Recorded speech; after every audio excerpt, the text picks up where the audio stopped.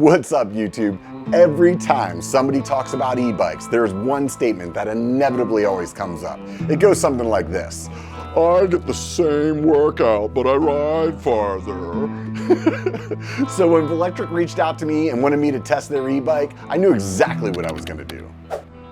First of all, I normally just delete all of the e-bike emails I get. For the most part, they look ridiculous, and I honestly wouldn't be caught dead on one of them. In this case, the Thunder One, it looks like a regular bike, so I was interested. Here's what I'm thinking. Head over to Garmin, buy the 530 bike computer, some power meter pedals, and then see a shrink because I'm already well over $1,000 into a video that's probably going to make 50 bucks. This guy, not good at math. And apparently not the greatest mechanic either. I walked into the bike shop with my head hung low. I was in desperate need of a professional to help me take my pedals off. Yeah, you heard that right. Fortunately, they put on a pretty good show to make me feel a little bit better about myself, so with much gratitude, I'll say thanks, Mike's Bikes. And those of you with one nearby, go buy something from them. They're always good to work with. Moving on. Riding Zwift over the winter, it got me paying attention to watts, and my thought is, even though you go farther on an e-bike, it's not really the same workout. With the help of Garmin's heart rate monitor, the 530 GPS bike computer, and the Rally XC 200 power meters, we're going to see how the numbers stack up. The plan's simple. It's like this. Ride the analog bike out for an hour, take a 15-minute break, ride it back, do the same thing with the e-bike, and then compare the data. Seems pretty simple. So I head out on my gravel bike, and things are going pretty good. Well, until they're not. I end up with a flat that the stands can't fix. I unsuccessfully use all of my CO2. The wife has to pick me up. And because I don't want to wait a couple of days for this to show up in the mail, I go ahead and just make do with what I got. Starting here with the gravel bike, with the road tires, and really curious to see how far I get in the next hour. So let's check it out. The American River Trail is a 32-mile paved trail that runs from Sacramento to Folsom, California. It's pretty flat with a few small ups and downs to it. For example, these two rides were a little under 40 miles and only had about 700 feet of elevation gain. So a little hill like that and we hit 500 watts. Comparatively, on one of my local MTB rides, I can get over 700 feet in the first 3 miles.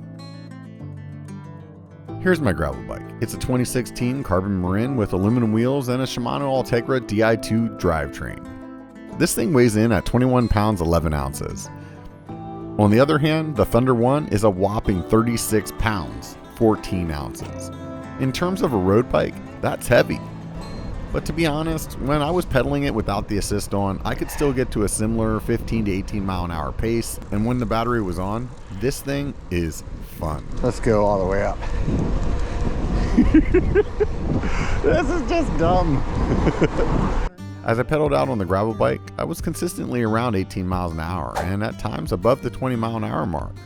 Lots of wildlife out here. You'll see some turkeys, see some deer, see some snakes, and of course, the California native tweaker.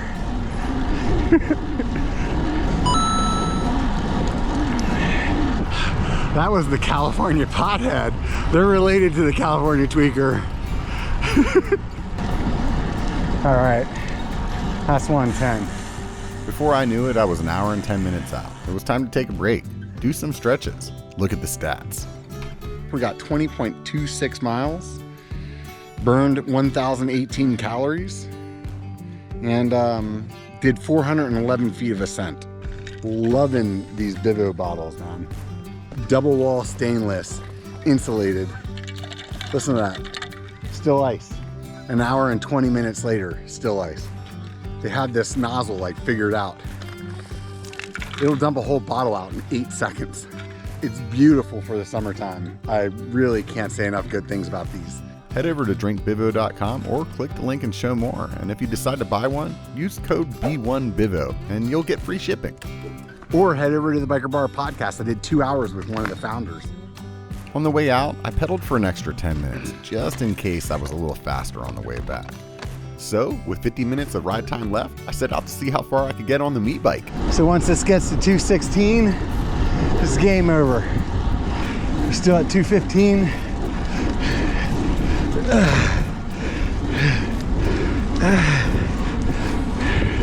That's the push.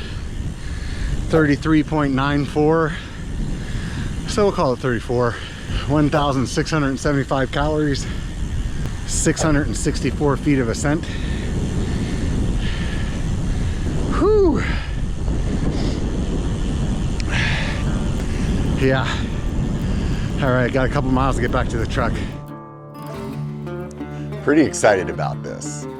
The Electric Thunder One is a direct-to-consumer bike that retails for $17.99. It comes mostly assembled and direct to your door. Let's unwrap it. You can go to their YouTube channel and follow the well-produced install video, and you don't even need any tools. They include everything you need right in the box. The 350-watt motor is powered by Velectric's new proprietary E-Series drive system. It uses a torque sensor. It's also a Class 1 e-bike. That means it has a pedal assist top speed of 20 miles per hour. There's 5 different power modes that each add a little more assist at the cost of less range.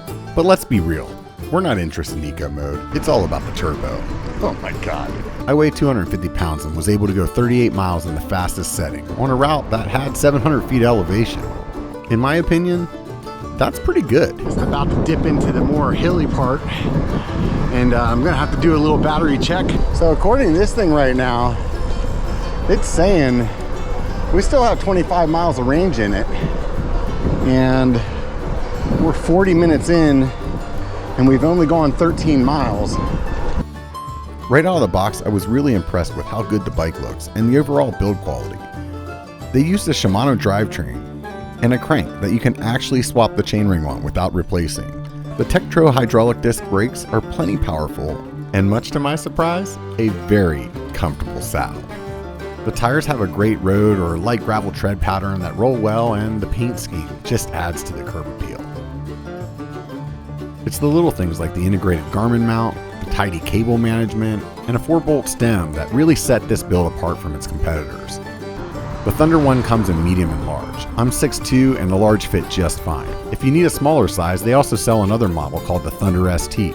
It's on sale right now for $12.99, and even at the regular price of $14.99, I wouldn't hesitate recommending it from my experience on the Thunder One, which also comes with a headlight that works automatically, a rear battery operated light, and all the reflectors one would expect. You know, the ones you take off. Once you load their app, you'll need to set up an account and update the firmware. Then just pair the bike to the app, and there's a fingerprint scanner that will lock and unlock the bike. Basically, that just means it'll keep the motor from turning on, but it'll send you a notification if your bike starts moving. After all that, I aired up the tires and I was ready to hit the road.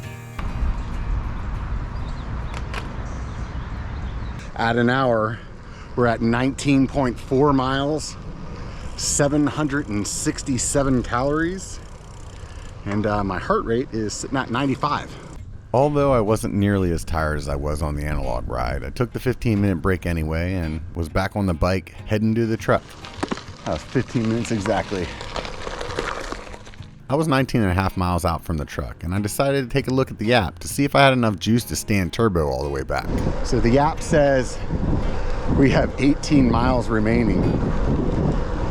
Uh-oh. Might be pedaling a little bit with no E. Let's find out what happens. I can say just going off of the way that my body feels, I don't feel like it was as hard of a workout. It's really hard to push over the assist. I think some of it is the actual motor itself as well, like adjusting how little it's pushing so that it keeps you in an assisted mode. Because I'll see my watts start to go up and I'm still staying right at that same mileage. I didn't confirm, but I'm assuming the Velectric torque sensor is what I'm noticing. The way the energy is added to your pedaling really keeps everything feeling super natural, and when I would go faster than the assist limit, it wasn't jarring. I can truly say I am impressed with how this bike rides. On your left. Take care, man.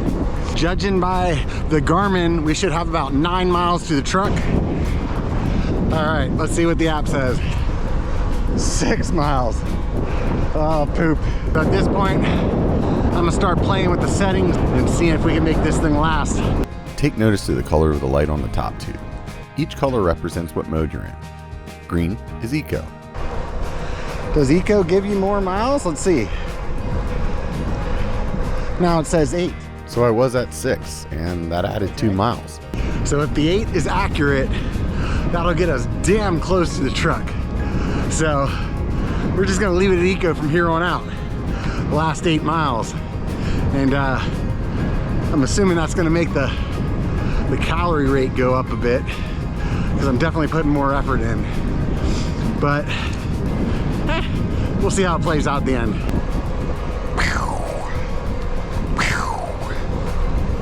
Somehow I turned it off and was pedaling without it. That's the white mode. There is a plus side here.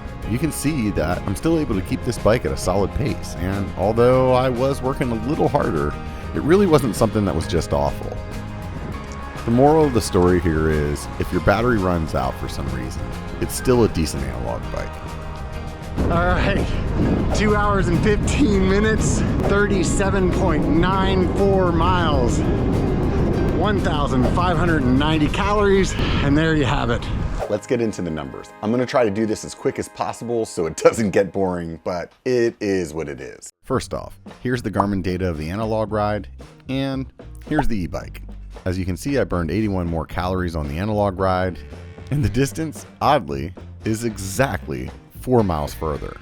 With that data alone, you would think that the original statement was correct. I did ride farther, and it was the same workout. But as you dig into the details, it paints a little bit of a different picture. Here you can see the average power is about 10 watts higher, and the max 20-minute average is about 20 watts higher. I can assure you that when I'm on the trainer, 20 more watts is a noticeable difference. And right here is where the workouts really start to separate. If you look at the vigorous intensity minutes, I had 20 more minutes on the analog ride, times 2, so 40 more minutes. I've also found it funny that I put in 60 more pedal strokes on the analog ride, even though it was a little over a minute longer and the average cadences were similar. Just like the watts, looking at the analog heart rate data, I have time in the anaerobic and the neuromuscular zones, whereas on the e-bike is less, and I also have more time in the active recovery zone.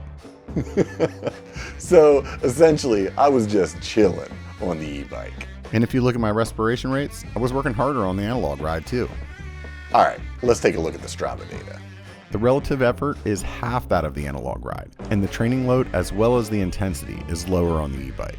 After all of that, I think it's safe to say that the analog ride was a better workout than the e-bike ride. Except one thing. That whole analysis is entirely based on my fitness, and that could be completely different for you. There's plenty of reasons to buy an e-bike that doesn't have anything to do with burning calories, creating watts, or going further. If you want to commute to work and you don't want to break a sweat, boom. If you want to just tootle around town and have a good time, this is your ticket right here. I honestly enjoyed my time on this bike. It has great components, it looks good, it's well thought out, and the price is about what you would expect. If you watched this video and you're thinking about buying one, click the link down and show more. It's an affiliate link, it doesn't cost you any more, but it helps the channel out. I know that this wouldn't be the same on a mountain bike. And if you want to see that, let me know down in the comments, because I think that would be an interesting video as well. Hit the thumbs up if you liked this one. Subscribe if you want to see that video, or maybe something else that I'm doing in the future. If you don't really care about any of this data, just remember one thing. It only takes a bike to be a biker. Get out and be one.